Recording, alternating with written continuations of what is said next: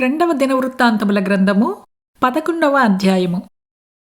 రెహబాము యెరూషలేమునకు వచ్చినప్పుడు ఇశ్రాయేలు వారితో యుద్ధము చేయుటకును రాజ్యమును తనకు మరలా రప్పించుకొనుటకును అతడు యూదా వారిలో నుండియు బెన్యామీనీయులలో నుండియు ఏర్పరచబడిన యుద్ధశాలులను 180,000 మందిని సమకూర్చగా, దైవజనుడైన షెమాయాకు యెహోవా వాక్కు ప్రత్యక్షమై ఈలాగు సెలవిచ్చెను. నీవు యూదారాజును సొలొమోను కుమారుడును అగు రెహబాముతోనూ యూదా యందును బెన్యామీనీయుల ప్రదేశమందును ఉండు ఇశ్రాయేలు వారందరితోనూ ఈ మాట ప్రకటించుము.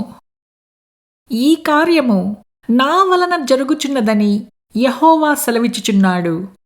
కనుక బయలుదేరకుండను మీ సహోదరులతో యుద్ధము చెయ్యకుండను మీరందరును మీ ఇండ్లకు తిరిగిపోవుడని చెప్పెను. కావున వారు యెహోవా మాటలు విని యరొబాముతో యుద్ధము చేయుట మాని వెళ్ళిపోయిరి. రెహబాము యెరూషలేమునందు కాపురముండి యూదా ప్రదేశమందు ప్రాకారపురములను కట్టించెను. అతడు బెత్లెహేము, ఏతాము, తెకోవా, బెత్సూరు, షోకో, అదుల్లాము, గాతు, మారేషా, జీపు, అదోరయీము, లాకీషు, అజేకా, జోర్యా, అయ్యాలోను, హెబ్రోను అని యూదా బెన్యామీను ప్రదేశములందుండు ప్రాకారపురములను కట్టించి దుర్గములను బలపరచి వాటిలో అధిపతులను ఉంచి ఆహారమును, నూనెను, ద్రాక్షారసమును సమకూర్చెను. మరియు వాటిలో డాళ్లను, బల్లెములను ఉంచి ఆ పట్టణములను బహుబలవంతమైన వాటిగా చేసెను. యూదావారును బెన్యామీనీయులును అతని పక్షమున ఉండిరి. ఇశ్రాయేలు వారి మధ్య ఉండు యాజకులును లేవీయులును తామున్న ప్రదేశముల సరిహద్దులను దాటి అతని యొద్దకు వచ్చి చేరిరి. యరొబామును అతని కుమారులను యెహోవాకు యాజక సేవ జరగకుండా లేవీయులను త్రోసివేయగా, వారు తమ గ్రామములను స్వాస్థ్యములను విడిచి యూదా దేశమునకును యెరూషలేమునకును వచ్చిరి. యరొబాము బలిపీఠములకును దయ్యములకును తాను చేయించిన దూడలకును యాజకులను ఏర్పరచుకొనెను. వారి చర్యలట్లుండగా ఇశ్రాయేలీయుల గోత్రములయందంతటను ఇశ్రాయేలీయుల దేవుడైన యెహోవాను వెదుకుటకు మనస్సు నిలుపుకొనిన వారు తమ పితరుల దేవుడైన యెహోవాకు బలులు అర్పించుటకై యెరూషలేమునకు వచ్చిరి.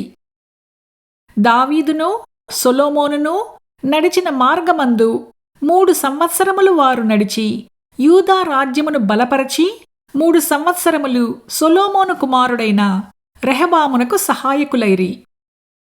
రెహబాము దావీదు కుమారుడైన యెరిమోతు కుమార్తెయగు మహలతును యెష్షయి కుమారుడైన ఏలీయాబు కుమార్తెయగు అబీహాయిలును వివాహము చేసుకొనెను. అతనికి యూషు, షెమర్యా, జహము అను కుమారులు కలిగిరి. పిమ్మట అతడు అబ్షాలోము కుమార్తె అయిన మయకాను వివాహము చేసుకొనగా, ఆమె అతనికి అబియాను, అత్తయిని, బీజాను, షెలోమీతును కనెను. 18 మంది భార్యలను పెళ్లి చేసుకొని 60 మంది ఉపపత్నులను తెచ్చుకొని 28 కుమారులను 60 మంది కుమార్తెలను కనెను.